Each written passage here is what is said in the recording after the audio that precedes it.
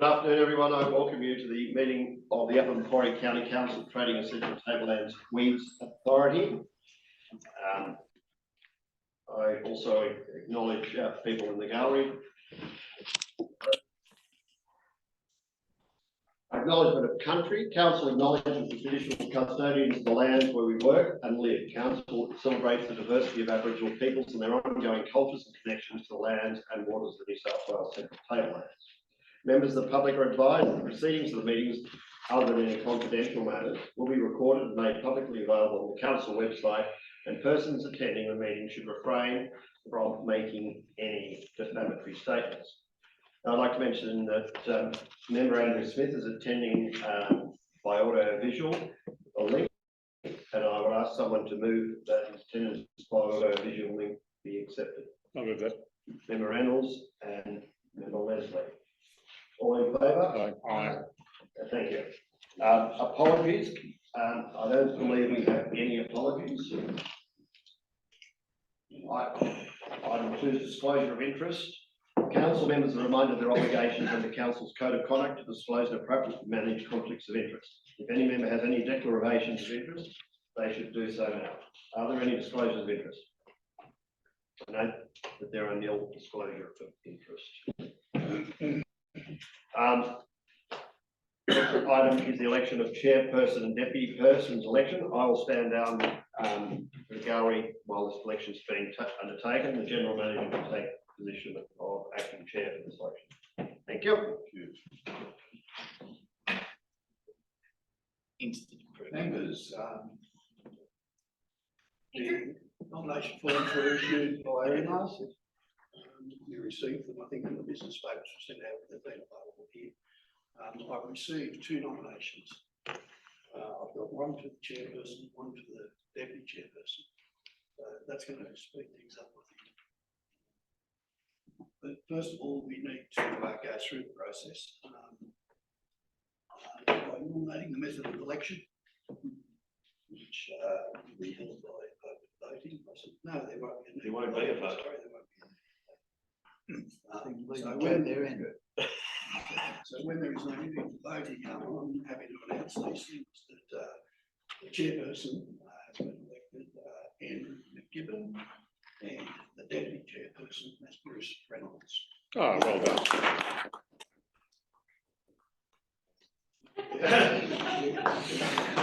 Thank you, members.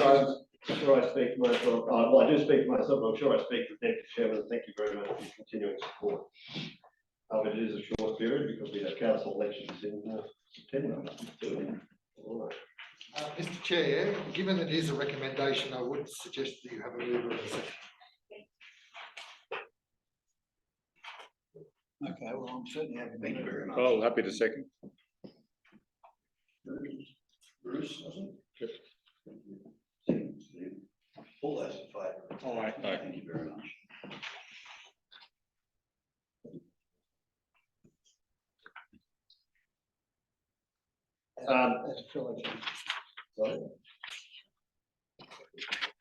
Item 3 is well, it's actually item 4, isn't it? Item 4 should be item 4, confirmation of minutes of the ordinary meeting of 24th of November 2023. The recommendation is the council adopts the minutes of the previous meeting of the Upper Macquarie County Council, which was held at 7 Lee Street, Kelso at 2 p.m. on 24th of November 2023. Can I have a move to accept those minutes, please? Member Fry and Member O'Connor. Thank you. Any commentary on the minutes, please? Any comments on the minutes? All in favour of accepting the minutes? Aye. Thank you.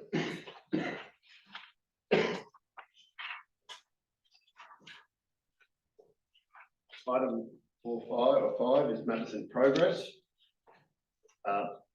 Forestry and roadside spraying. The recommendation is that the table of issues in progress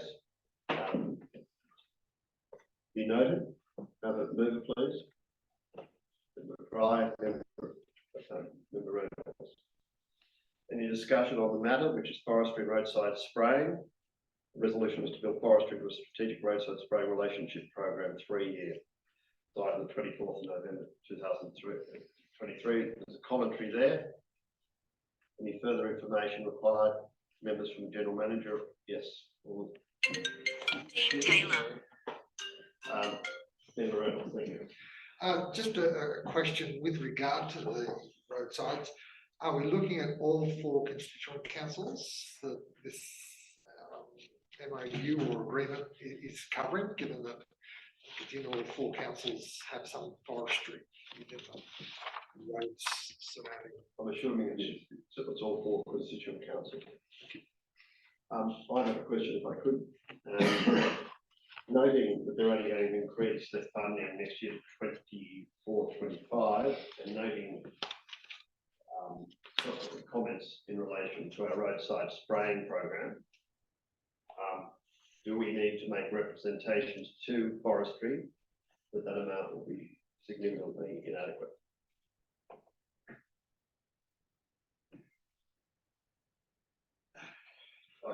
Well, could I ask you a question on that? Yes, sir.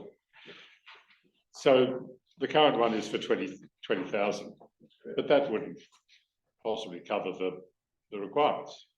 But just for the record, that's where we need to go to the record. Yeah. So that wouldn't cover the requirements. And therefore, I'd like to ask the General Manager, what processes and what positions can we take to either publicise the fact that this is inadequate or complain that it's inadequate? To whom can we address our concerns? That's the question. Member Stephen, the forestry wasn't engaged in the service level agreement that we struck with the constituent councils for the roadside program. I didn't deliberately exclude them, but I didn't have them in, and because they weren't under our memorandum of understanding. So at the moment, there is no formalised agreement with them. So the amount of money that forestry commit is a decision of forestry. And I think our decision after that is whether or not we've identified that that's not addressing their duty, and we would undertake certain inspections to see whether that's so. But my understanding is in the conversations with Chris that forestry are wanting to join the new program, and they would then be the same as a constituent council. So that contribution then would be adjusted. So forestry have the same legal responsibilities as every other citizen and organisation. Yes. To abide by the Biosecurity Act. Correct. Right. So if I put further to Member Leslie, and going back, we didn't engage at the time we went into the SLAs with the councils, but we've now sectored our roads into basically 3 in each council area. In each of those council areas, we should know which of those roads found a forestry corporation and where we're going to have to, we can mark them out on the map where we're going to bound the forestry. So we should be able to make a reasonable estimate, especially in light of the current spraying program, of what we consider would be a reasonable contribution across the 4 council areas for forestry, and then engage into discussions with them, because we will probably have the best knowledge of that, because we are talking about roadsides. We're not talking about doing it in their forestry areas, other than from, the side of the road to the fence, which is ours, or which council's paid for, and then from the fence to the side of the pine tree. And as we're the ones who've been doing this over the last few years, and we're the ones who've segmented out the sections of the 3 segments, we should therefore probably be in the best position to know what we think, and we're the ones who engage the contractors, what we believe the costs going to be. In regard to the mapping, that's been a discussion that Chris has had with forestry. Forestry has agreed to provide that mapping to us of the roads that are affected within those 4 LGAs. They made that a little while ago, initially, but Chris is now following that up, so we should in the near future, receive that information. Shouldn't we have, we would know that knowledge. I'll ask Chris to comment on what access we do have to forestry now. We have access to forestry now mapping, but not to the detail that they have. We can't select individual sections of forest like they can select individual sections of forest. So I'm not understanding that. We have maps of the roads. Yes, In some instances, forestry corporation. we can look that up, right? But the GIS system, from what I've been told, they can.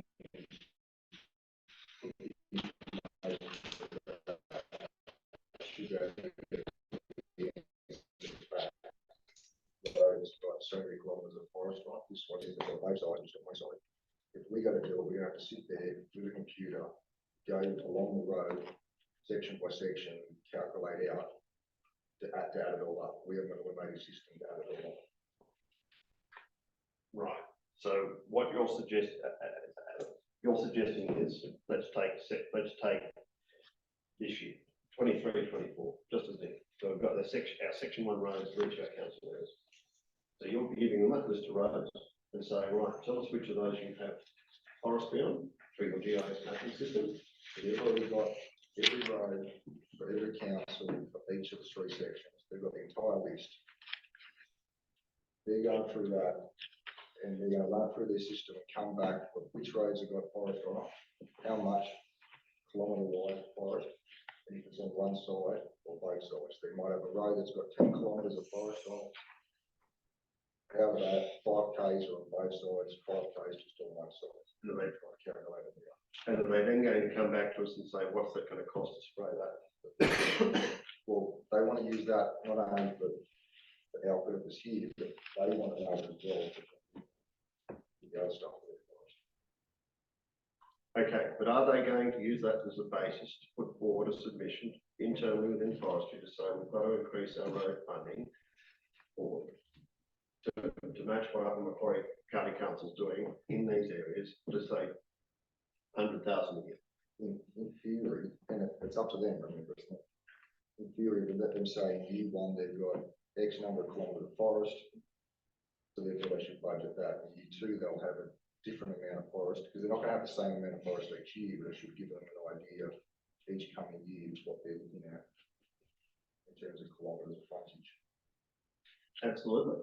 But if they say to us, all right, what's it going to, they'll be asking us, won't they, what is it going to cost for section 1, for instance, if we were to budget the full amount to match the roads that have been done in each respective council areas, what is it going to cost to match that?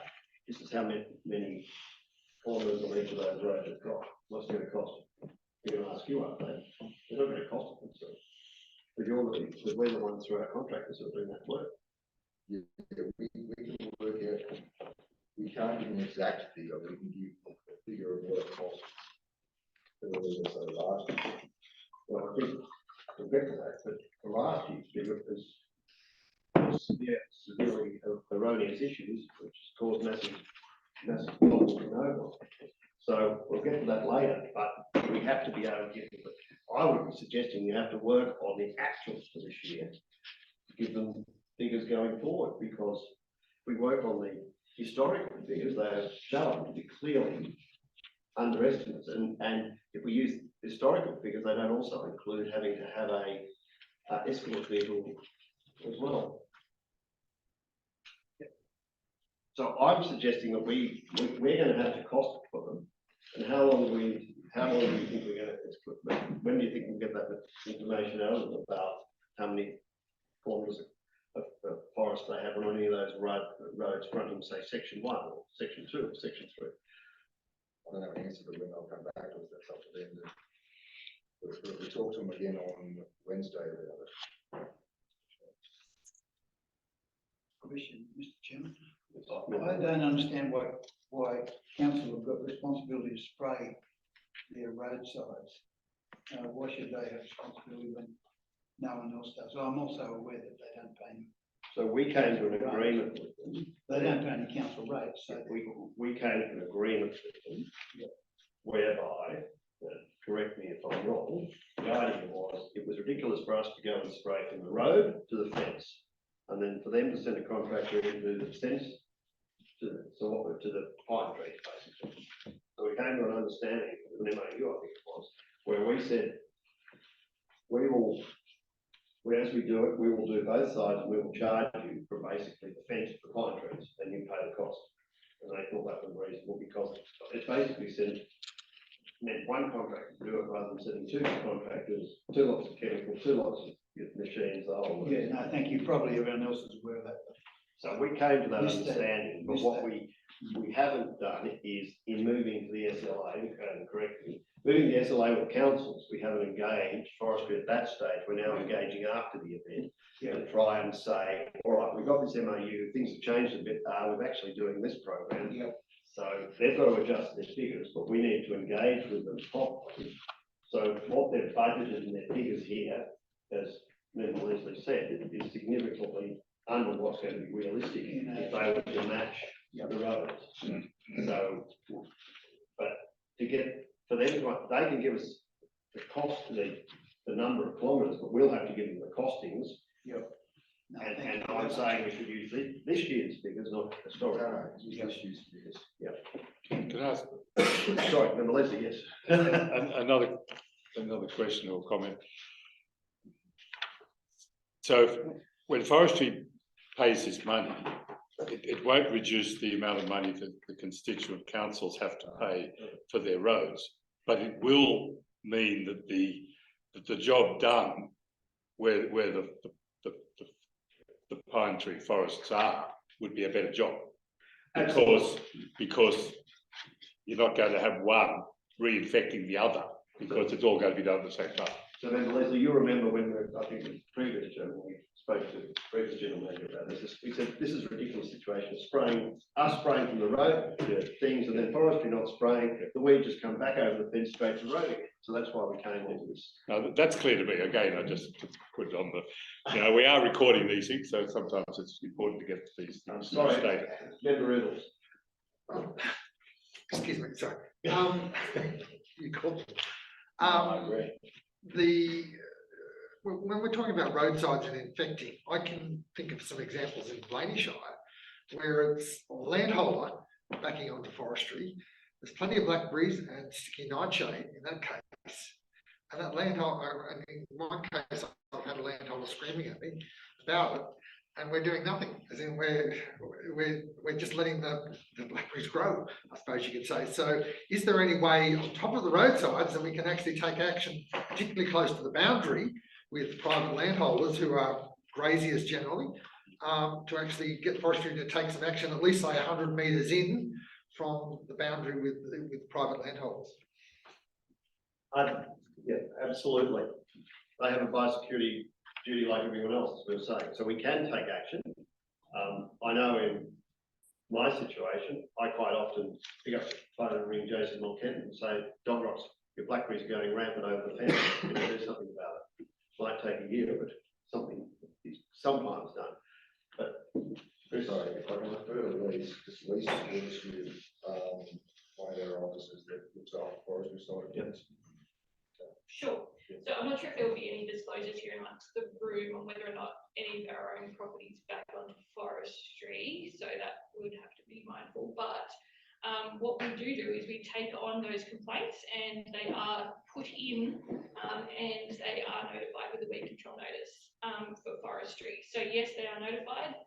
They're notified sort of in a slightly different method because we need to communicate with forestry just on a bit of a different level. So we use their mapping in terms of atlas. So we use Google Maps to see where that problem is, and a lot of the time, so for example, sunny corner, that forest out there, where actually falling areas need to be addressed. These falling areas back onto the falling properties, and they're causing a lot of issues. So yes, we do actually manage those complaints, and we do approach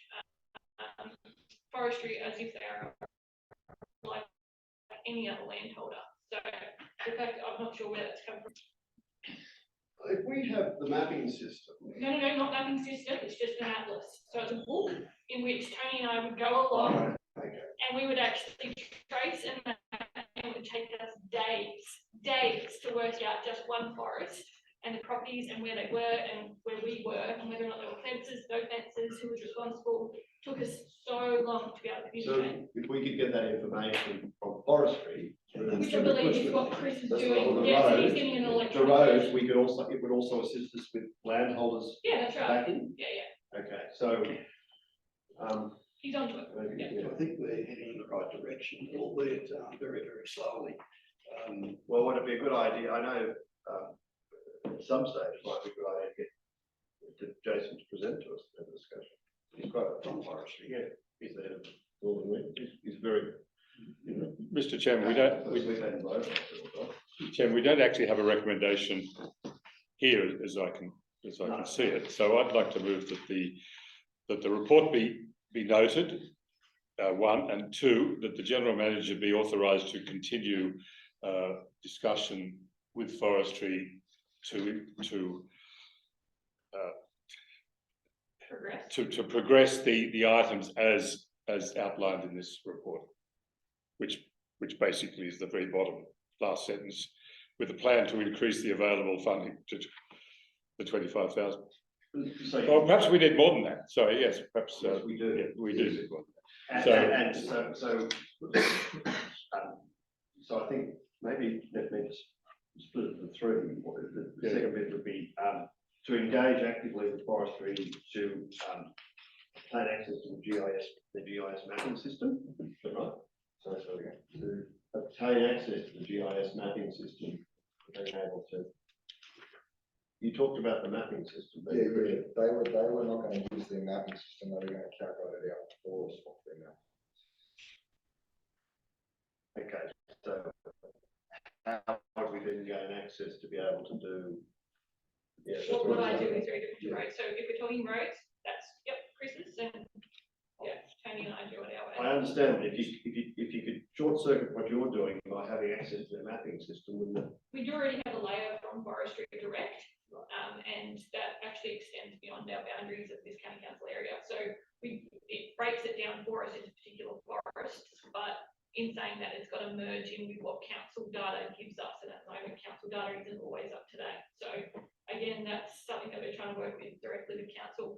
For the roadsides though, I'm sure that just like the constituent councils have been able to give us lists of roads, because they are classified as assets for council, I'm sure forestry is that what they're looking to do. They're just looking to give us a list, just like our constituent council gave us some lists with the roads. Remember, Leslie's put up an amended resolution. Do we have a second? Member Fry, I guess. Sorry. I was just going to say, we're essentially, as part of Member Leslie's motion, is we're essentially delegating the general manager. My feeling is we don't need to be specific.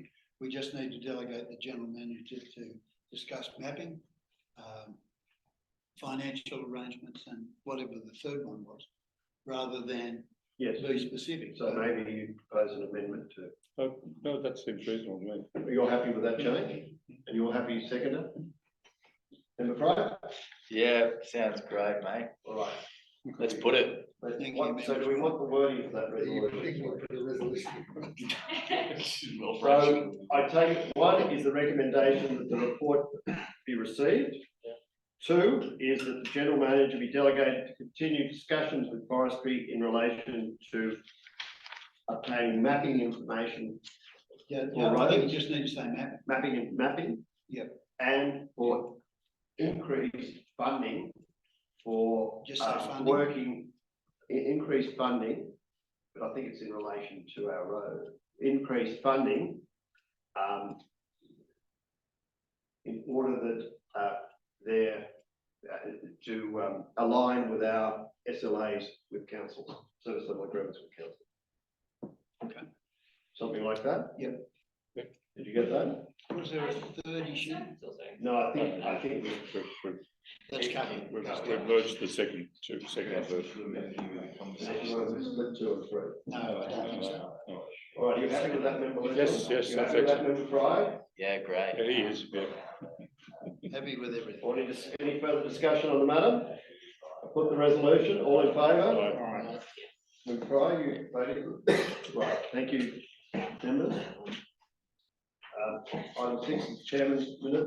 Nil. Item 7 is the governance program. 6.1.1 is the delivery program half-yearly report. The recommendation is that council notes the half-yearly report on the delivery program. Move it, please. Member Fry, Member O'Connor, thank you.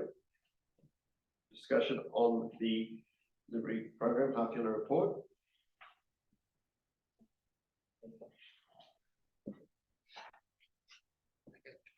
Member, Very briefly, Chair, I note that we have not achieved the reporting back to councils, that it's not been achieved on programming the tables. Is there a process we can develop? I know I do report every 6 months, and I will after this council meeting back to my council, but to actually report back, so probably through you to the General Manager and Chair. I'm aware that some of the members report directly back to the constituent councils. I haven't undertaken any reporting myself unless I have particular matters that I need to raise with them. That requirement there, I thought rested with the councillors. But if that's incorrect, please. No, it is. I've been reporting fairly regularly, and as I said, I'm happy to provide copies of my reports to council, but some of it, like the last one, was more overall centric involving the roads. But I'm quite happy to provide it. Yeah, I believe it is in with the direct remit of the councillors and constituent councils. I know our council definitely leaves room for reports of other committees that are condoned that have delegate members, so it would sit in that when necessary. I've just what we've done on Tuesday. Let's enaction that by resolution that the General Manager is to implement a process of those regular reports to the constituent councils. Or you can say the chairman should circulate these to other so they can do that. That's it. Chairman, I'll leave it with you. Mr. Chairman, that would be more efficient, wouldn't it, It would. if you're okay to do it? I'm happy with that. But if you're obviously you'll have to tailor it, That's right, it's just headed over and report. and you'll have to tailor it to specific council, because on the one I've got Tuesday it talks about roadside program, and obviously there's some information pertaining to overall, you'll have to swap your respective councils. But I'm happy to do that. Someone will blame me if I don't, Bruce. Have you, when it comes up to council meetings, you said this to the others. Yes, I will. I'll be right on it. Thank you. Anything else on this matter? All in favour? Aye. Thank you. 6.2.1 is public interest disclosure policy. The recommendation is that council receive a report by the General Manager on the policy review of the public interest disclosures policy. Receive the formal policy, PID policy UMCC 201806, dated 10th of July 2018, and adopt the new public interest disclosure policy UMCC 2024, a question mark for the date, but it should be 23rd of February 2024, I believe. Do I have a mover, please? Member O'Connor, Member Watt, thank you. Any discussion on this matter, members? No discussion, so I've put the recommendations in 3 parts. All in favour? Aye. Thank you. 6.3 is finance, and it's the quarterly budget review statement, the second quarter. The recommendation is council notes the quarterly budget review statement for the 6-month budget period ending 31st December 2023. Can I have a mover, please? Member Fry and Member O'Connor, thank you. There's discussion. Member Reynolds. Question through to the General Manager, and I know this is retrospective because it's till December 31st. where are we up from a cash flow management point of view, and it'll come up in the amount of money in the bank account shortly, but where are we up to with the purchase of vehicles, which will have a substantial impact on our position, and we have approved it in the budget? It's in our diaries for next week to develop that process, so it will be out for tender during March. Or RFQ during March. Is that in line with our budget process? Just within the year. Financial. Will it fall, I suppose the supplementary that, Chair, will it fall within the financial year, given the delays for most vehicles still? My understanding is some of the vehicles are more available than others, that'd be a consideration. So the return date for tenders would be what, end of April? 4 weeks or 2 weeks? I think if we go for March, we'll be looking for very early April. Yeah. We go directly to the agencies that are in each of the local government areas, or dealers, sorry. Rather than letter. Okay, and we've still got the buggy trailer on hold, and we put that on hold because of That was from the first first quarter. report, Yeah. WHS Yeah, just and take up, yeah. lifting equipment, yeah. I Yeah. got that mixed up, I thought it was this one, but it was the last one. Okay, any further discussion on this? I put the recommendation. Thank you. 632 is the investment report for November 23, the recommendation, council notes report, can I remove it please? Member Fry, Member O'Connor. Discussion on this please. That's what it is. I'll ask you a question. Yes, sorry. Is there any update from a cash flow point of view on the WAP funding? As in, do we have a sum yet, and do we have a time that will be paid? It probably relates to the last report. I think the round started to be nice and low. It seems a secret. That money hasn't arrived. It hasn't arrived anywhere in the state.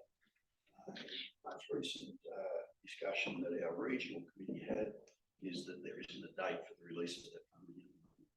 But there is work now proceeding to develop the agreements, etc., etc. I suspect it should arrive this financial year. Is there, Chairman, is there work to actually increase the funding and is that likely? I'd go the other I way. understand at the moment it's frozen. That's, yeah. Our understanding is that we should receive what we received last year. But there are some adjustments in the program. We have some regional projects that aren't proceeding, so there's a distribution of that money across it. So there are small changes occurring in last year's numbers. New South Wales Farmers Overall Branch developing a policy to ask for increased WAP funding, a significant increase. I've actually got the wording. I did ask the last member of Reynolds, there was already a resolution on file with New South Wales Farmers, but I don't think there is. Just for information. Okay, any other discussion? Put the recommendation, please. All in favour? All right.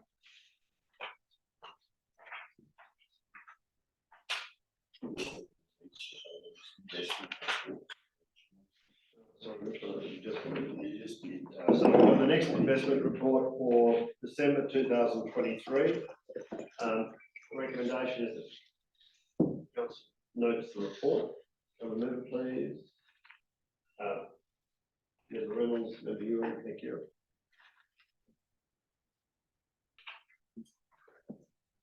Any discussion on this one? All in favour? We now go to 634, which is the investment report for January 2024. Recommendation is that council notes the report. Will move, please. Member Fry, Member O'Connor. Any discussion on this report, Member Reynolds? Thank you, Chair. My question through to the General Manager is an update on the discussions that the General Manager, the Business Manager and myself had with Westpac late last year with regard to potentially creating fixed term deposits or a different investment product. Has the general manager advanced that in any way at this stage? Doesn't appear to be anything until the end of January. We'll ask Lisa to actually comment on the work that has been undertaken there and where it is going forward. This one was a bit of a trickier one for me, but what I've done so far is I've started to calculate what the best case scenario could look like depending on the opportunities that were made available by Westpac. So, you know, if we put $1 million into this one and we left it there for 12 months, but what is the likelihood of it? So risk as well. So building in risk in terms of the reward that we get from the interest rate provided by those longer term deposits.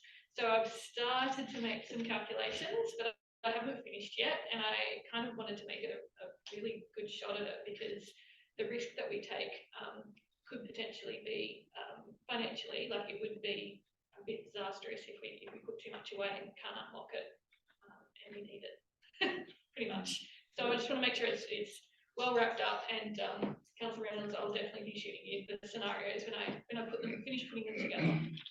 My understanding is the number of councils have moved to banks, which are providing more flexibility for their councils, and they're specialising in sort of council deposits. Yeah, so what my understanding was of our meeting was that there is some flexibility that still you can be penalised in terms of, you know, if you withdraw before your date, then, you know, you get penalised however much money. And then I think if it's, you know, it's only $1 million, and I know that sounds insane, like to me $1 million is huge, but, you know, the reward that we get for that investment compared to if we have to withdraw early, is it worth it? So it's that payoff and the risk, whether or not it's likely, and the consequence of withdrawing sooner. But for a year, if you put Again, $1 million and $50,000 in interest. Yeah, no, I'll just say this now though. Again, there's a lot of different ones that we can choose from, and I'm working on best case. So if I can put it together and then demonstrate, so we can throw around as many figures and as many deposit interest rates as we want right now. But we need a best case scenario and risk and consequence. Absolutely, but I don't think we can wait to come back to the next meeting to approve it. And this is the thing. So if The general manager's been delegated. yes, I understand. And if we put on all of this time just to make an extra $1,000 in the year, was it really worth it? And that is my concern. Are we not able to stagger some of the 30 days? That's exactly what I'm trying to, that is what I'm putting towards, that's what I'm putting together to be able to show and demonstrate to you. If we do it in this manner, we will get best and it won't take that much work. So we get a cost benefit and a risk. Less risk. Yeah, less risk, best cost benefit. Sorry, Member Reynolds, you're going to say something. I was just going to say, one of the reasons why I asked was our interest rate has dropped 4.6% to 4.1%. So there's already a 0.5% drop, which is impacting on our earnings. And at the next workshop, I assume that the councillors are going to see our forecasts, which are looking terrible. So we need to actually getting every part of this business working to be financially sustainable. So the quicker we move, the better. But I also fully endorse in looking at potentially staggering so that every 3 months a fixed term deposit comes due. So say $250,000, if we go down the fixed term deposit part, that we have $250,000 each quarter come due, so that if we have unforeseen circumstances where we're going to drop below the $1 million, a fixed term deposit will come due without having to break it. We know that we've got within 90 days from the previous termination of the fixed term deposit that it will come due. So we can again look at budgeting to try and manage the risk of putting $1 million, but we currently have 1.25 million in that account. And from my recollection, in the last couple of years, it hasn't dropped below 1.25 million in that account. So there is a bit of wriggle room there at this stage, but I look forward to getting a report back on the various options. A lot of everyone's investors and they're invested in 5.1 at the moment. Cool. Just as a side issue, the other concern is that the overdraft account, which we've got $226,000 in, is earning us nothing. Whereas with my council, again, I don't on behalf of the other three councils, we are earning around about 4% on a call account with the Commonwealth Bank. So there's a big difference between banks, and that's something we need to have a look at. If I could just respond to that one, sorry. So with that overdraft account on possibly the 1st of February, I spent about $120,000. So that cash, that was just on one day. The next day it changed significantly. So it may look like a lot just sitting there doing nothing for that one day, but again, it goes up and down.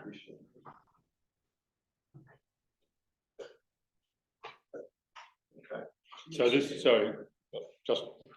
following that up, this figure, the $226,000 for the overdraft, probably today is 126,000. Yeah, it's less now. Oh, even smaller. Yeah, But okay. but as we speak, we've got deposits coming in for aerial spraying, so it's going to go up. Right. All right, all in favour of the report? Thank you. We go to item 7, which is Landholder Support Program. The recommendation is that council notes the report. Mover, please. Member O'Connor, Member Ewan, thank you. Discussion on this report, please. Is there any updates? I just asked you for the report and we're doing one of your chief vice superiors. Yes, Chris will be able to provide you with an update. Yeah, so we still have, those numbers were correct at the time of writing the report, but we still have a few trickling through coming in. So they've been mapped, which wait for things to get signed, and they can officially in there, so those numbers may go up or down slightly from what we've got here, but that was at the time of writing the report. So I'm assuming that the trickling in is more like blackberry probably than a tussock, is it? Or is it? A bit of both. There'll be a huge amount of blackberries around, mate. Horrendous. With all this rain. The actual number of landholders participating is pretty much aligns with last year, which is okay, but they're not doing as much work is the difference. And that's the cost. And they've made that pretty clear to us. Well, cattle were very high at one stage. There was a lot of money about. Then they dropped down to half. They've gone up a little bit again, I think. So it's going to affect whatever anyone spends, I think. I was speaking with a landholder in the Blaney Shire earlier this week, and they're actually putting granular on. So there is a bit of interest, which we don't do granular as a council or our contractor doesn't, but there is some granular application that's rated tussock. Probably that property probably underway in the next week or so, and I think we're a few neighbouring properties as part of that from a operator from, I think it was Trafalgar. It's Trafalgar Rural, and they use commercial helicopters, I believe. Yes. All right, any further discussion? Put the recommendation, all in favour? All right. Thank you. Again, the roadside spraying program, which is item 8. The recommendation is the council notes the report. Move it, please. I'll move that. Member Leslie and Member O'Connor, thank you. Discussion, Member Reynolds. A question to the general manager: how has the council gone in obtaining extra potential funds with regard to the 4 constituent councils? That discussion is ongoing with each of the councils except Bathurst. Bathurst gave us a no answer, and that's where they sit at the moment. Lithgow gave us a very positive response verbally, but that will be enough for council, and I believe they meet next Tuesday. Yep. I won't talk about Blaney. We received some additional funding from Blaney, and that's progressing very well. Oberon dealt with the matter at a meeting this week, and I've requested whether or not there has been any decision on it, but I do not have a response. I can put position it over, there's obviously no decision's been made. Further inquiries are being made. I believe inquiry by Oberon, from what I understand. But my concern is when I look at page 20, and it's for Oberon, total of road size to spray 335. What's been done? 65. What's left? Basically 13. And we've got about 270 to do. I do the costing that it's cost us to date and what we do, and take out the 13 that we've still got left. It comes to 147,000.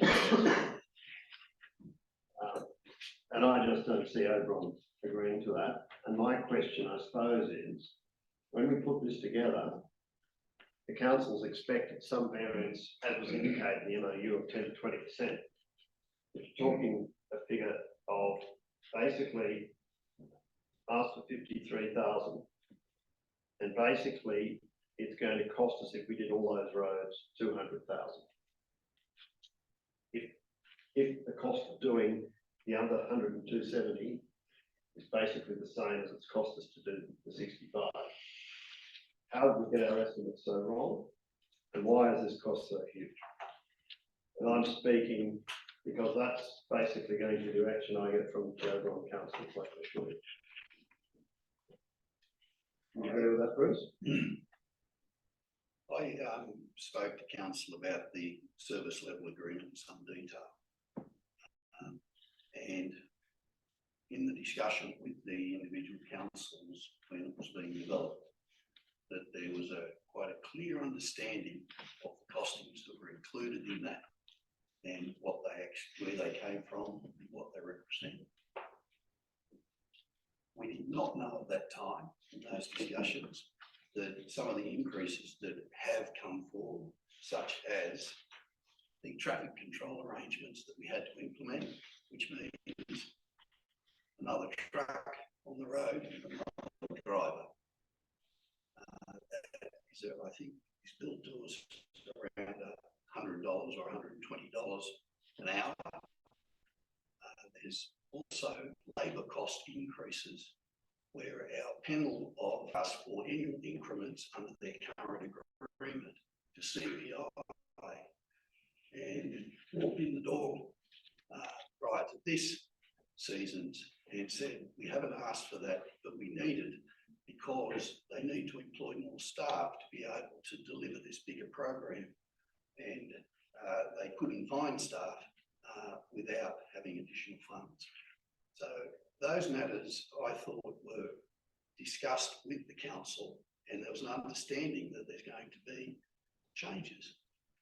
I also indicated to each of the councils that after section 1 is completed, that we will come together and review how the service level agreement worked and what are the problems with it. The major problem that we've identified is making the approach to council and advising them of how it's going and how it may end up. And for them to be able to do something about that. For us to have councils geared up for that, I'll have to be speaking to them now in their budget process for next year. So there's a couple of things that I believe we didn't consider when the SLA was first struck that have come home to cause us some problems this year. But I still believe, firmly believe, that the strategy is right. And the work that we've done to address some of the questions that are asked of us, we've identified a couple of very interesting things where roads that have been sprayed this year have not previously been sprayed in the last 4 years. Now, you can appreciate what they're like. The density of the weeds on some roads is extremely high. Chris can give some updates on those figures that were put into your business papers. And we worked on those this morning to share with you because I was aware of Andrew's questions on the matter today. So I'll throw to Chris and you might provide an update then We get to vote on this. Absolutely.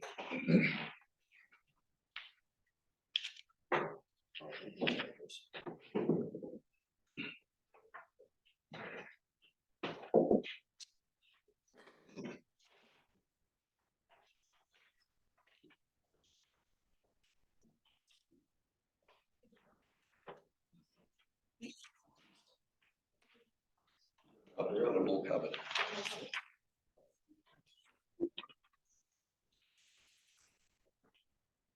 This is an update as at last night. As that last night.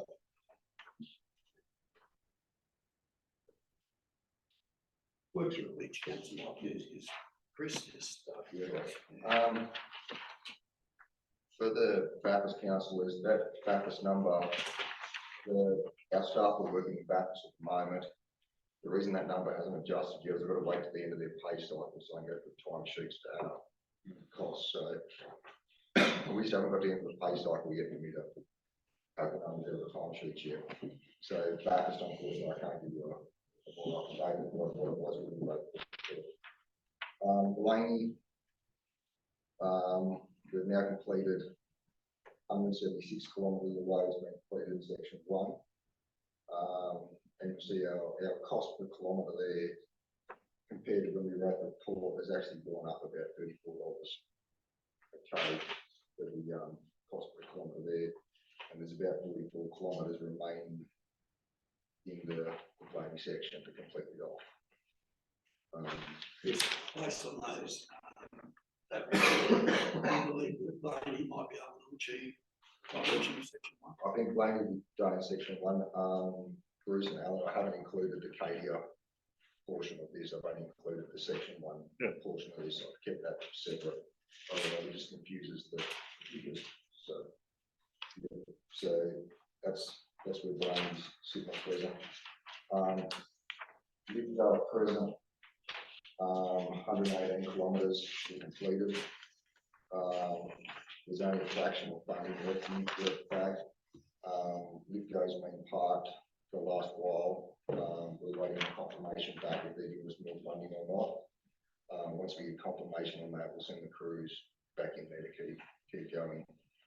So that figure hasn't changed for a little while, but they're looking at a $677 per kilometre.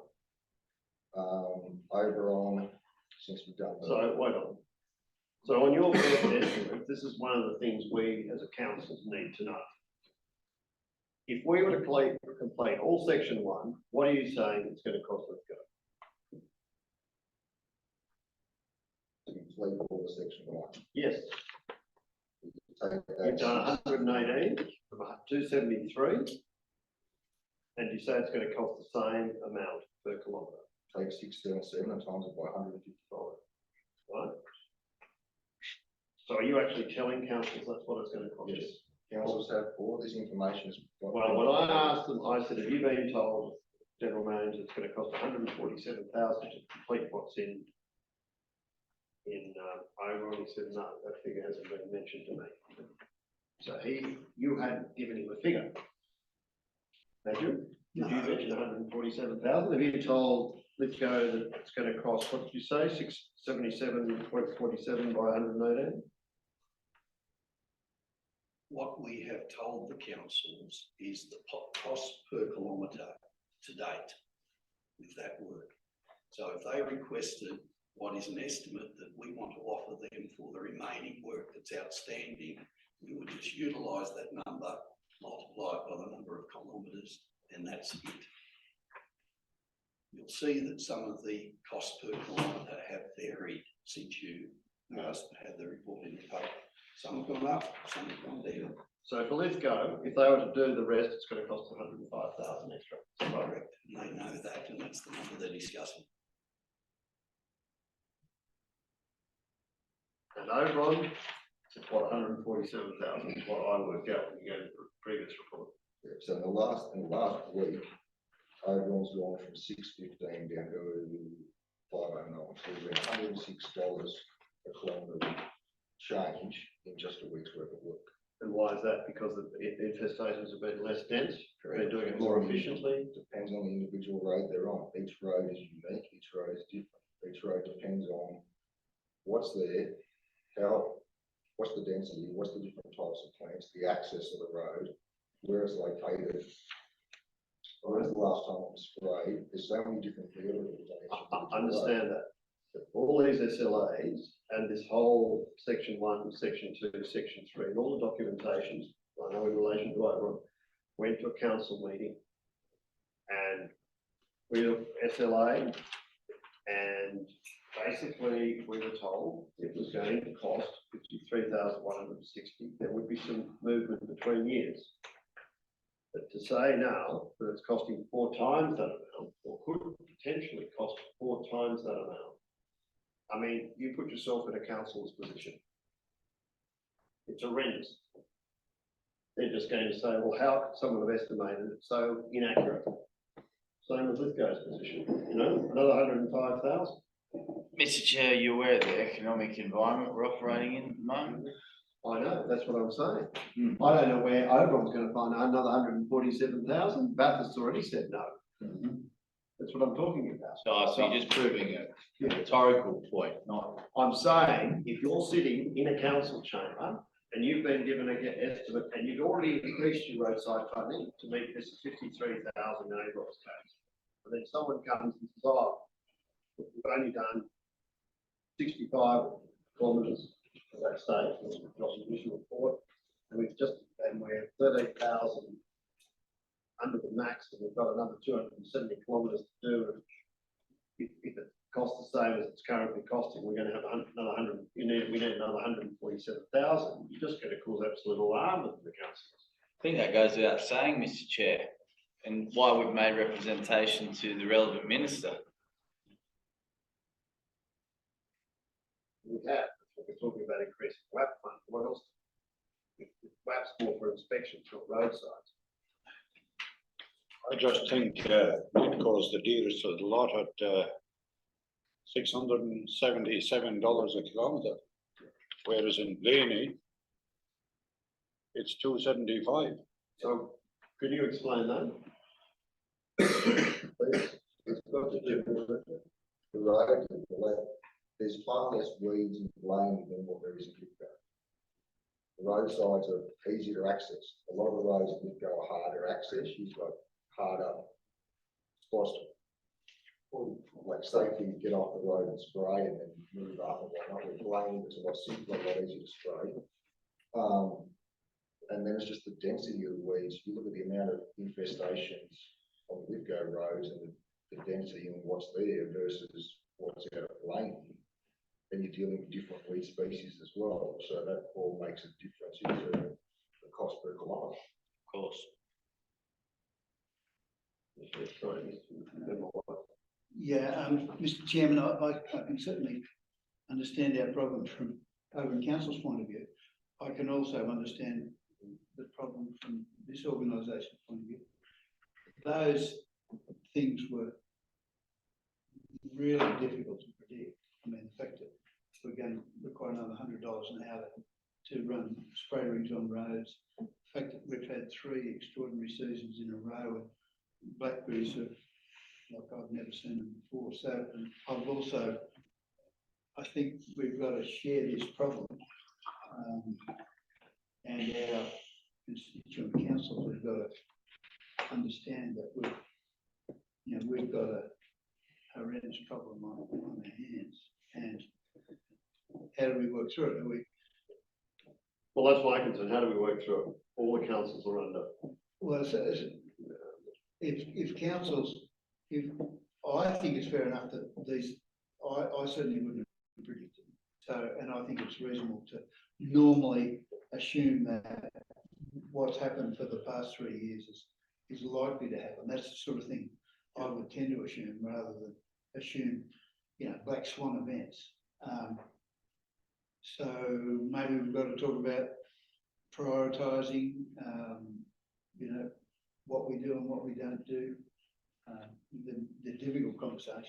They are difficult conversations. Farmers are having them as well, as you know. I mean, they're cutting back on weed control and they're saying we can only do so much. So one of the primary purposes for the change from the MAU to the service level agreement was to be able to respond to the private landholder and to be able to, run an argument that the councils are doing sufficient work on the roads. And that's the reason it was adopted. That was the argument that they wanted to win. Now, at that time when that was done, I did not know of these additional costs. When we went back and started the program, we said, it's really an estimate, and it's a long way wrong in the case of Oberon and Lithgow. Yep. But Lithgow. But the cost variance is also due to weather events and more or less precipitation and stuff, so you're never actually going to really confidently estimate. We all agree it's not a precise Yeah. science. But the problem is the factor of increase. I can understand Lithgow's problem because Lithgow was actually underfunding Correct. for a while. I mean, we're paying for the underfunding. There's no free lunch. We have. This is what happens when you don't keep it on top of the stuff at the time. It's not Upper Macquarie County Council's fault. Some of the data that Chris has worked through is having a look at what roads have been sprayed and when were they last sprayed. And that is very interesting because when we kicked off at Oberon, 80% of the roads we're on hadn't been sprayed in the last 4 years or longer. We don't have data prior to that.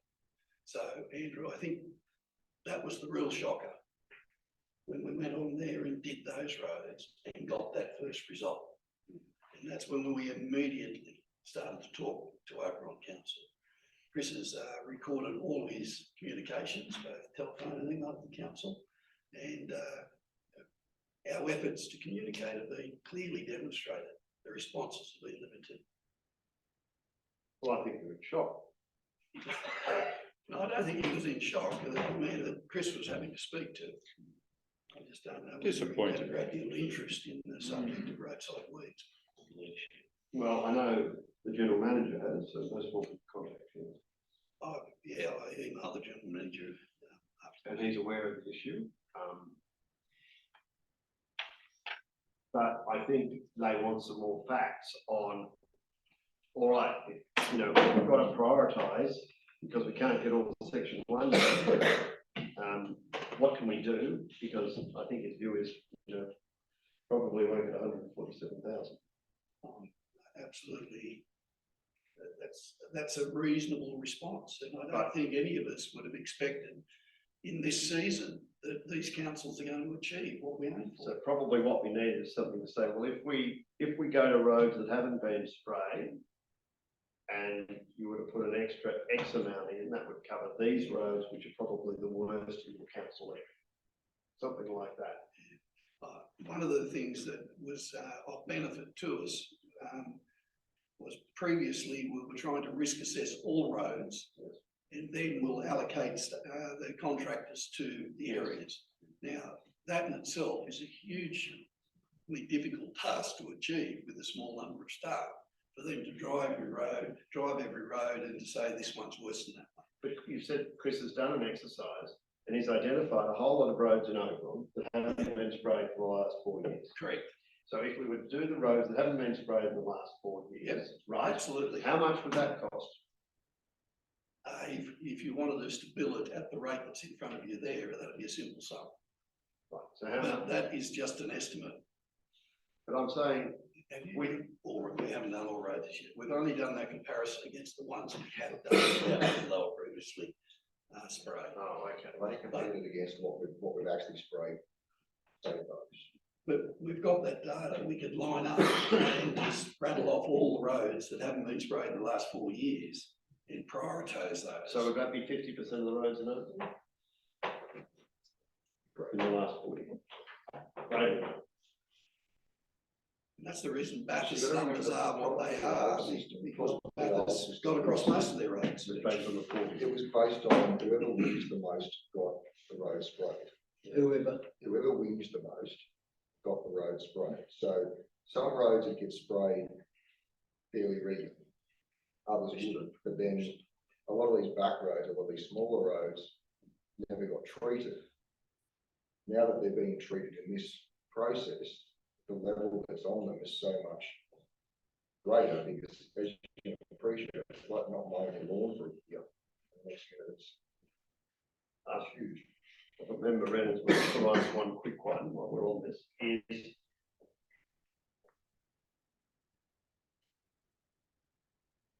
for most of the councils in section 1, does that contain, is there any, do you think that that contains, and I know this wasn't done, some of it's been done on geographical boundaries as well, to obviously concentrate where the spraying contractors can go without having to travel from one end of the country to the other, and from country to the other. But in grouping the roads into section 1, section 2, section 3, was there any cognizance of, well, we've grouped a lot in section 1 because they haven't been sprayed for the last 4 years. No. So we could have as many who weren't sprayed, haven't been sprayed for 4 years in section 2 and section 3 as they're in section 1. Yeah, and that's 5 and 6 years without spray. Years. Right. But that factor wasn't factored into it, it's factored into the geographical location, trying to roughly spread the Ks out, but understanding that something like a highway takes more because A, it's a high risk pathway, but B, your verges are so much higher. So things like the highways, we try to not put like 2 highways in 1 year, we try to share the highways amongst the years to spread that cost. But then like you look at say like North Lithgow, that chunk of year 2 is huge, but half of that land mass is national park. So when you take that chunk out of the equation, what's actually left isn't as big as we think. So what you're saying is that the next 3 years, this year and the next 2 years, sorry, the cost to say Oberon, if we're looking at the figures from this year and extrapolating them, it could be 200k per year. I think you've got to go by the figures of what we're looking at in this current program, because that is the figures we're seeing with the increase in cost and doing the roads that haven't been done, so you can go true.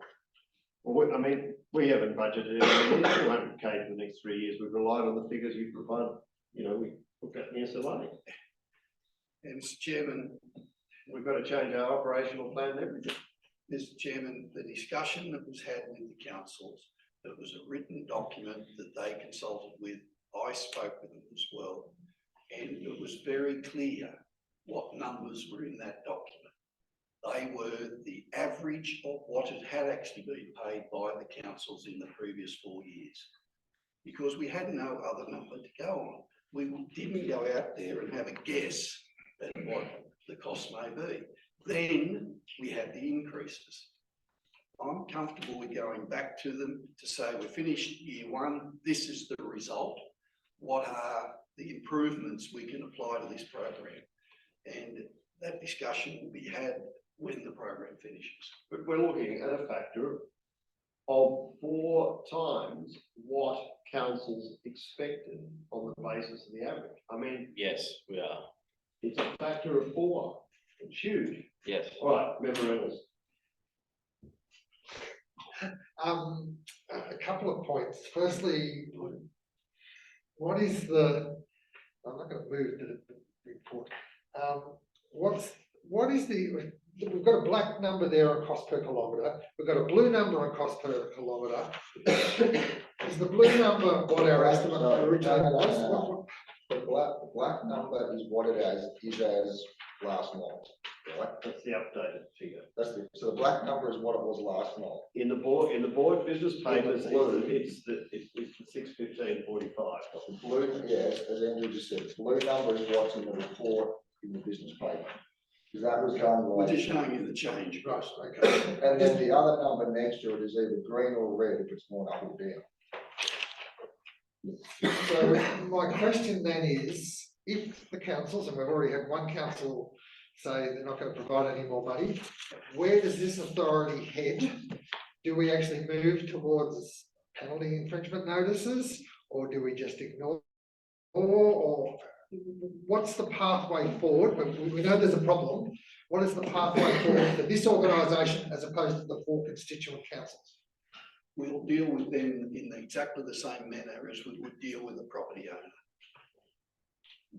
So if they, under the agreement, have said, we're not going to commit any further funds this year, we'll look at our budget, and next year we'll be asking, we'll send a bill for the same amount and say to them at that time, this could be much higher. So they'll be in a position to make a further contribution in their budget process that's occurring now. And that's what we'll be saying to them, because it's clearly demonstrated that we have not billed enough to do the work. But as a supplementary, if I may, from this entity though, if they say no, and in the case of Shire Council, we've said yes, we've provided the extra funding, we hope that the work will get done and maybe even a little bit of extra. But I'm aware of the budgetary pressure of some of the other constituent councils, and so they're going to get behind. We've got a 3-year program. This potentially could become, for some constituent councils, a 5 or 6 year program to get around all of the floods. Is that acceptable, or What's the consequence of banning their GDP? yes? What's the consequence? If the council say Right, no, let's get an answer to this first. Yep. Yes, thanks.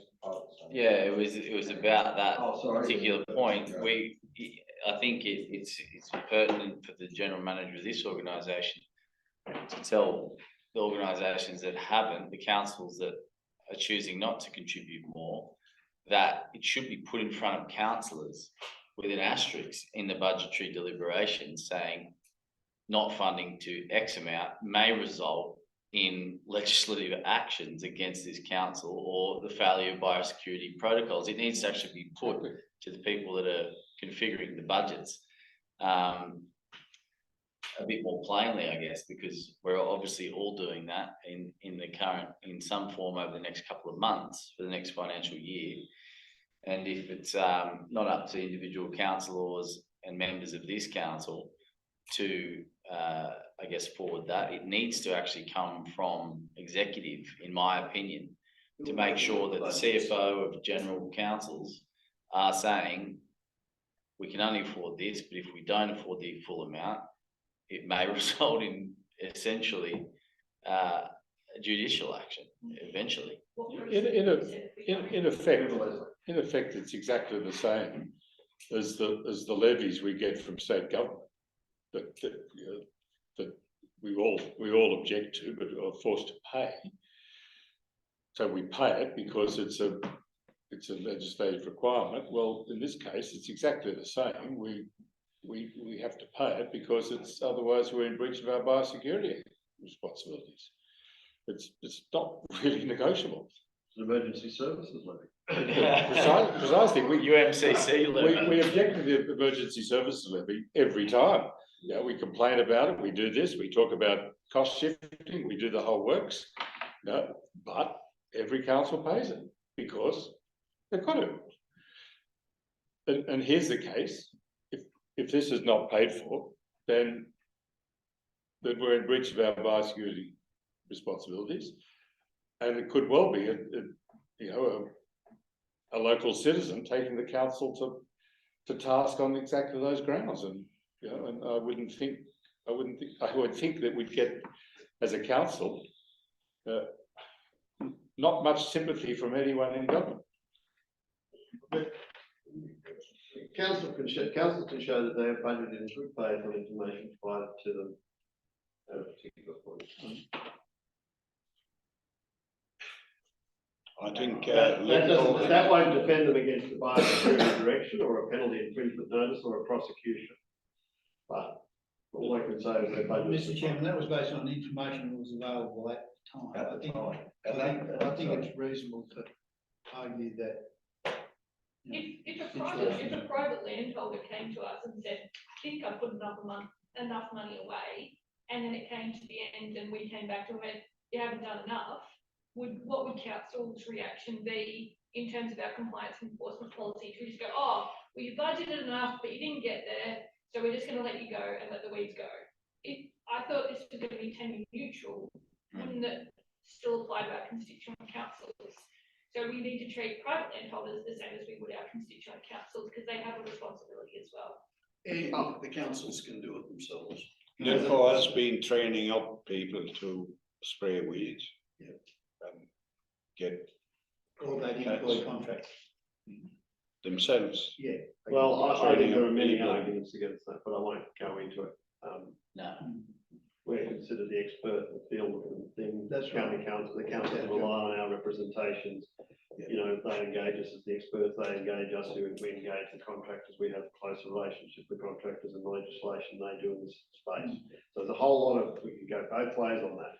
Anyway, we're at where we're at. We have to go to councils, we have to see what the status is, but I do think we need to provide more information on the possibilities if the whole amounts can't be provided and what the best options are. And I don't know that we're doing that. Well, the service level agreement, it's quite clear that we don't contribute anymore, that's fine, but that's where we start next year. But do you have a recommendation on which road, if we can't donate the full amount, what we do within the section 1 roads? Yeah, are there any recommendations? Well, I think that if they ask for that, we give them a list of the roads that haven't been touched in 4 years. And say, let's go there and utilise what is available to us and start on those. So you have that information available in that section 1? We could work it. At Right. the same time too, what a lot of the contract, what a lot of the staff are doing is they're trying to work sections. So if you imagine a section, we're trying to work our way around in sections to try and sort of chunk it up. Because I noticed that a couple of councils, section 2 and section 3, some roads have been done that were allocated to those sections, have they not? Sorry again. I think in Blaney, there were a couple of, There was a couple in Yeah. Blaine that I talked to Bruce about, but yeah. that were not on the section 1 list that were actually done, so I'm assuming that's because they're in the geographic location or something. But, so what like what we're doing backwards at the moment, we've done the highway to orange, and then we're trying to fill in this section down to year 3, route borders, and then we're trying to work our way up in a circle, heading around. So at least that way, when we start off in year 2, knowing we've got to finish off year 1, we at least know all of that section's done, and then we're now just working from there around, rather than jumping all over the place. So we're trying to block out sections. Well, all I'm asking is, I think it would be more proactive with councils to suggesting alternatives, because I have some, I don't know that they're all going to come up with an extra $150,000 just like that. In terms of communication, And it has to go, it'll have to go to, anything like that has to go to council meeting. And I know it didn't go to Oberon this week because it's going, basically, they want more information and alternatives in what we do, because they need to be able to put a number of options to councillors. Any further discussion on this? All right, someone move, with all in favour, that the report be accepted. The report on the update, I suppose we should, have the updated information table of the meeting. Yes. So, Mr. Chairman, so as a follow on from that, we're asking the general manager to suggest alternatives. Suggest, provide more information, suggest some certain options if councils can't talk. I think the general manager's heard the discussion, and you'll act appropriately. Yeah, but does the general manager? The communication at the moment has been with Chris and staff, it hasn't been GM to GM. I will commence the process with the general manager. Oh, that's good. Right, item 9, biosecurity compliance. The recommendation is that council notes the report. To remove, please. Member Reynolds, Member O'Connor, thank you. Discussion on this matter, please.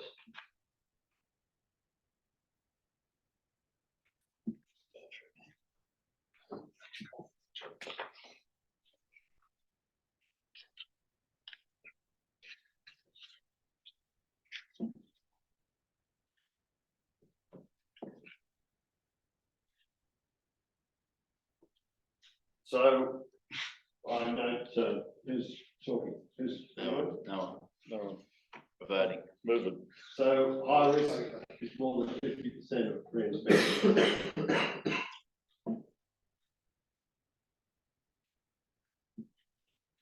So more than 50% of properties are still not resolving the issue.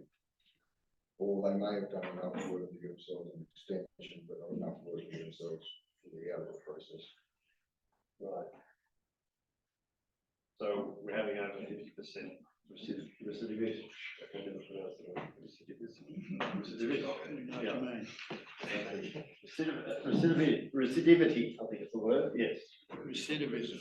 Yes, so, okay, But I also think that reflects the season as well. Everyone's having trouble with it. If they haven't got the available cash, weeds are growing.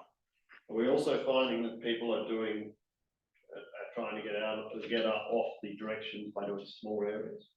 They're not doing as large areas? We are finding too that some landowners are in there spending money doing what they can. They just don't have enough money to do a whole lot, which is similar looking back at the aerial side of things. They're still participating. They just can't afford to do That's what I'm as saying. much as they Like but they're Bathurst. still giving an effort trying to do what they can. We make a judgment on that with the work that's been undertaken as reasonable. Yes. They had a fair go, and we don't proceed with any further compliance activities. One number in there is the 90-day.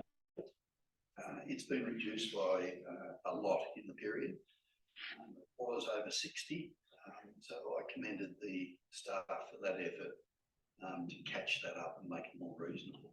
Now, So on top of that too, not only have they reduced that number, we've also managed to head a lot of properties off that we've got added on top of that as well. So it's not just the reduction you're seeing, it's the reduction you're seeing plus a whole lot that we've got in there if we didn't make the big push over Christmas to try and pull that back down. So there's no job well done. So but that also depends on how many, well, we'll get to that. those 27 properties in there over 90 days, now there will be 27 new properties to the number was there prior 60 odd. So extensions of time have been granted to quite a few, or not? Sorry. Within those 90 days, when we've gone, how many of those that were on the list have been given extensions of time? We'd have to dig that up for you, Andrew. All right, any further discussion on item 9? All in favour of the recommendation, thank you. 9.2, penalty infringement notices, the recommendation of the council notice report. Move please. Member Reynolds, member Ewing, thank you. So we haven't seen a significant increase in pins. Has there been an increase since the last meeting? I think it was around this figure, wasn't it? About the same. Haven't really issued any more appeals. But that said, it's good to see properties coming out of the equation rather than receiving a pin. They're actually doing the work and getting themselves out of trouble. We have had quite a number of pins that have been paid between first and second. They've actually now paid their dues. Yeah, and one of those pins has become clear. Wasn't there two? Yeah, one's the first pin, one's the second. This pin is the one that changed over.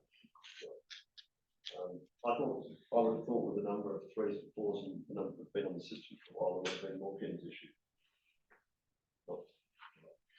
Not at the moment. Okay, any further discussion on this paper? But that's a good news, isn't it? Yeah. All right, all in favour of the recommendation? All right.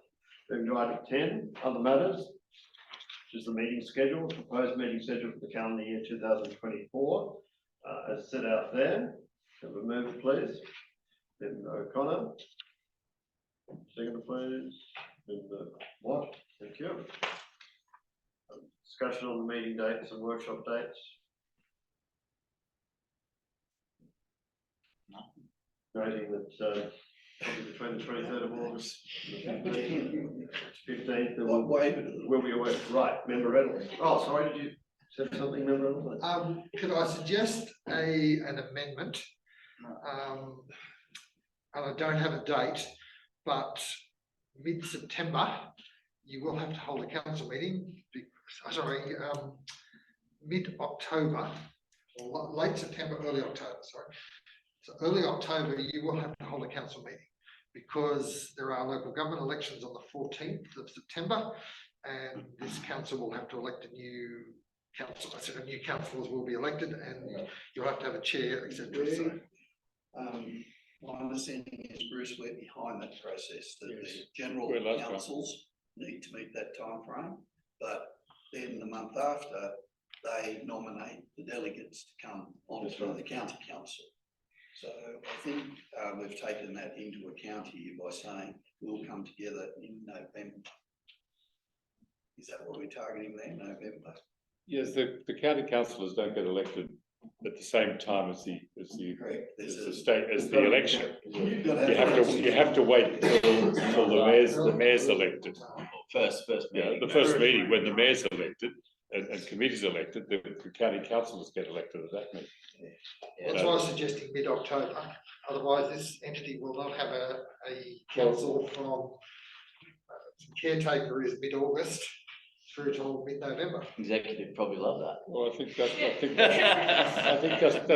just bad luck. That's the way it is. I think it's just bad luck. The 15th of November, I think, is probably the first, for everyone to get. In my experience, yes, from the last time a council or election was held, it did take that long for all constituent councils to have their members elected to their. Yeah, some of the constituents didn't do it at first available opportunity. Yeah, no, they didn't, and it took a couple of months for them to get their elected members. So, but that's the consideration I took in, when I did up the schedule, but I'm happy to move it. It's just, I worry that we're putting the constituent councils under too much pressure to have their members elected prior, like they're gonna be pushing. Too quickly. So Tuesday, the 8th of October is the first Oberon council meeting following the election. It's not really much different from the break you have over Christmas. You have a meeting in November, you get a meeting in February. It's really not much. There are some legislative requirements, I think, Councillor Leslie, that Bruce was mentioning. I think it's the constituent councils that must have voted their elected members to county council in the first I think they've got 3 months or 2 months or something to elect their members. 15th of October is the first Oberon council meeting. One of the reasons, if I may, Chair, is with regard to the financials, etc., and whether we by the 23rd, and that would probably be caretaker, but you may be able to still vote the financials even under caretaker mode, if they're prepared and ready.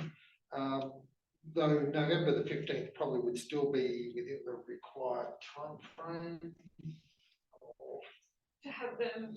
Financial approved by the council. Assume, as in we send them off to the auditor in the August one to approve that they be sent. So I suppose November. I thought we'd just sneak it in. I wouldn't want to move it further than November. Because the constituent councils will be, as in looking at the financials, as in probably November. And the annual report has to be presented by the end of November, or is it December? I can't remember. But more highlighting from a legislative point of view, there are certain requirements and certain dates. 15th may just fit in with them. But Well, let's leave it for the moment. We can always change it to the 23rd of August 2024 meeting. I think. If we have to. Well, we can determine that on the 21st of June. Or the 21st of June. There's not a rush at this stage. No. We'll have another look for this one. All right, all in favour of the paper? There's a recommendation, thank you. 10.2 is in relation to widespread invasive species interviews, research summary. The recommendation, council notes the correspondence. Member, please. Member O'Connor, Member Fry, thank you. That's it. Maybe give us a bit of a briefing on this, yes. Two of our staff participated in the survey undertaken by University of Wollongong. Just table it for your interest. I thought it was wonderful that the university is undertaking these types of studies came to a county council.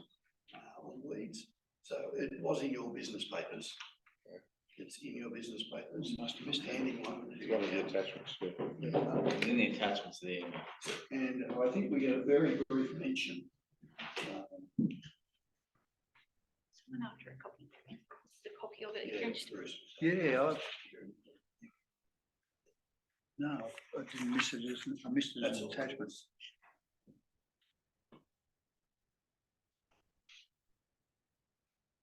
It was, yeah, an attachment to. The last one. the email. Yeah. The very There were last 9 one. of them. Yeah, no, You just go back there, right down the bottom there, that one. yeah, okay, no, I only opened 8, so.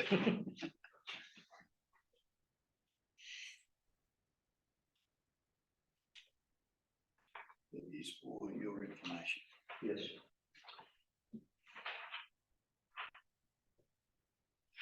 All right. All in favour of the recommendation? Right. At 10.3, minutes of the meeting of the Central Tablelands Regional Weed Committee, recommendations for council notes the report. Any questions in relation to member Reynolds? You're moving it? Moving it. Seconded? Connor, discussion.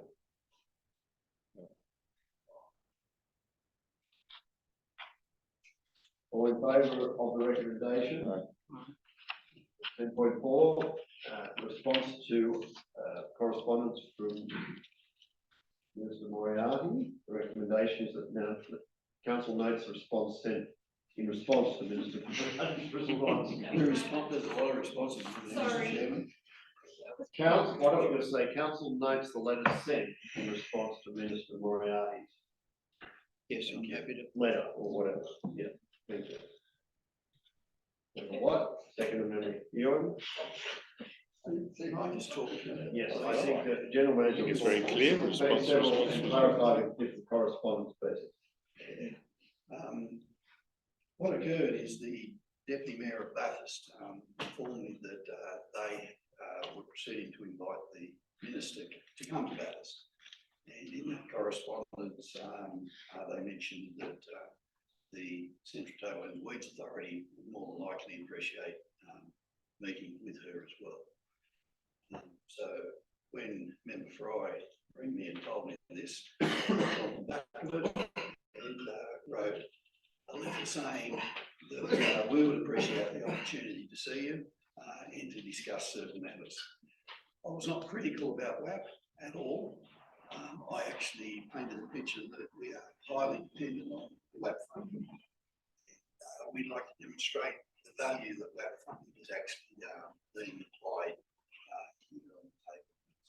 So it was an opportunity, hopefully, for the chairman to also speak directly to the minister in regard to the fund that he suggested, prosecution fund.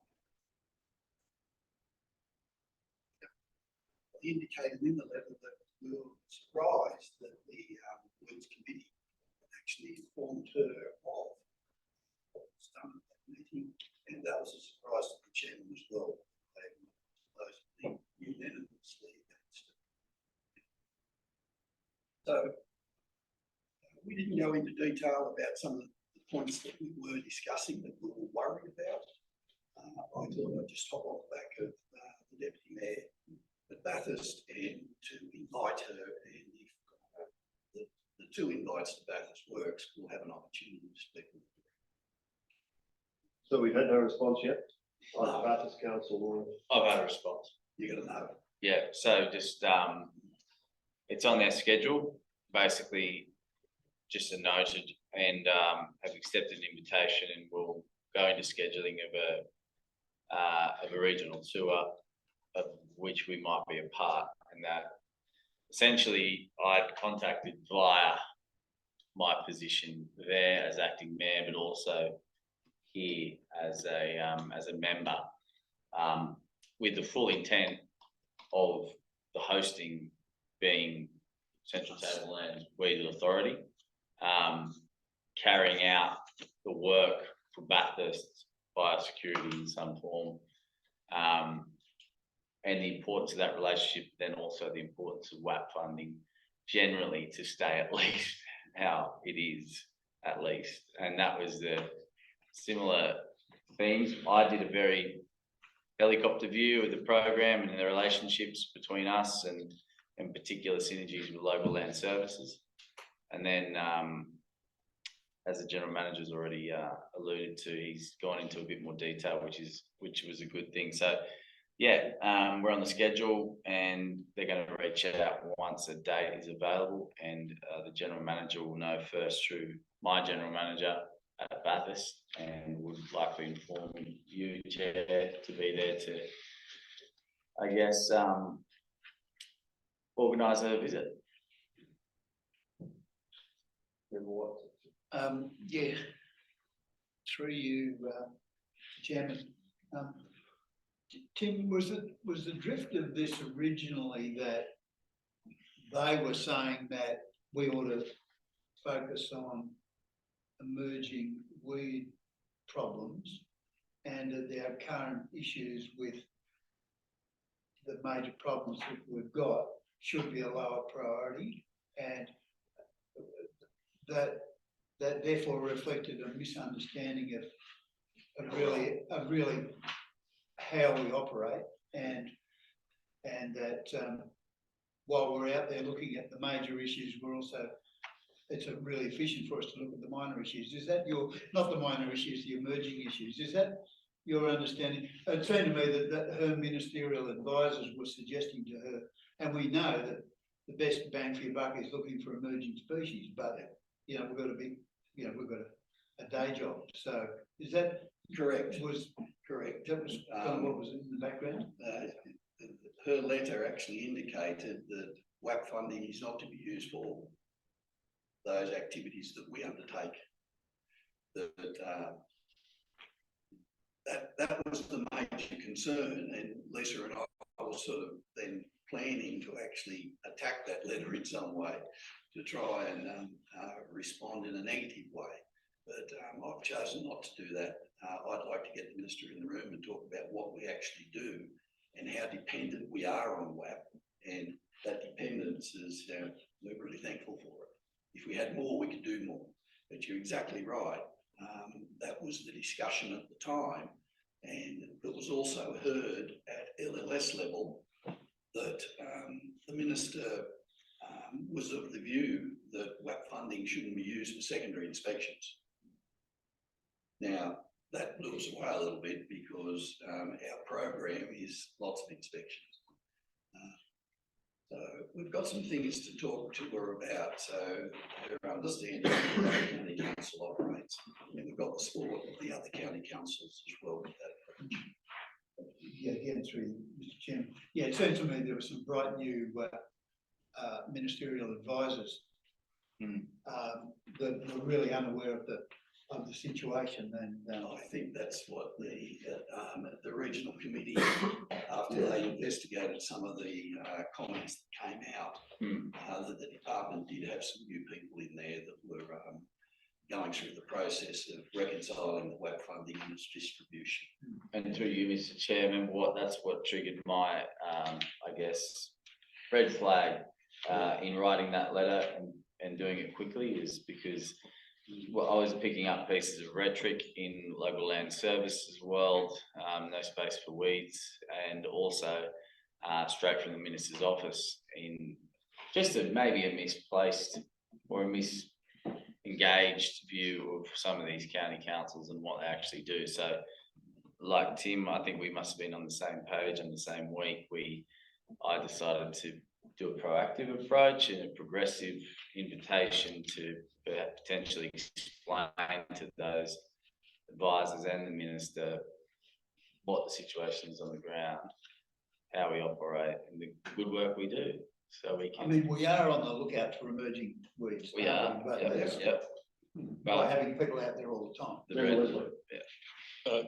I know it's difficult to organise visits from visiting farming, but would it be possible that somebody can organise for the Minister to actually go on the same sort of tour that Lisa organised for us councillors at the beginning of this term? It would be That would be the intent. That That would was be a my great, intent. would Yeah. be great. It would be a great. field, it would be a field trip and a brief conversation, So that roundtable. she can actually see just the devastation and the destruction of agricultural land and the cost. Firsthand, I don't know where she comes from, but she's an MLC, she can come from anywhere. All right. All in favour of the recommendation? Thank you. Oh, right. Item 11, there are no notices of motion or rescission motions. The recommendation is that council resolve in the closed committee of the whole to review the following items: human resources, cluster properties, possibly undertaking control works, prosecution, case update, and property inspections. Pursuant to section 928 of the Local Government Act, the general manager's opinion of business for the agenda designated confidential and listed in the table above as a kind referred to in section 10A Act. Dealt with in that part of the meeting, closed the media and the public. Pursuant to 10A13, the Local Government Act, the media and public should be excluded from meeting. Can I have someone to move us into confidential, please? Member Watt and Member Fry, thank you all. All in favour of the recommendation to move into confidential? Aye. Thank you. Can we stop recording?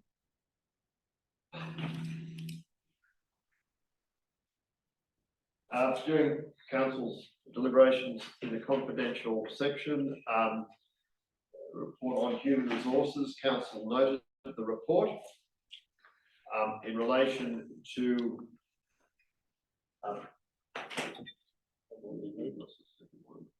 cluster, the report on cluster properties. Council noted the report on item 14, possibly undertake control works. Council noted the report provided to them. On item 15, prosecution cases update, the recommendation was that council noted the report on the update. Item 16 on property inspections for November, December 2023 and January 2024. The recommendation was moved and seconded, was council noted the report. I note the next meeting on the workshop. Oh, the workshop is in April. No, yours, sir. Is that my pen or yours? No, yours.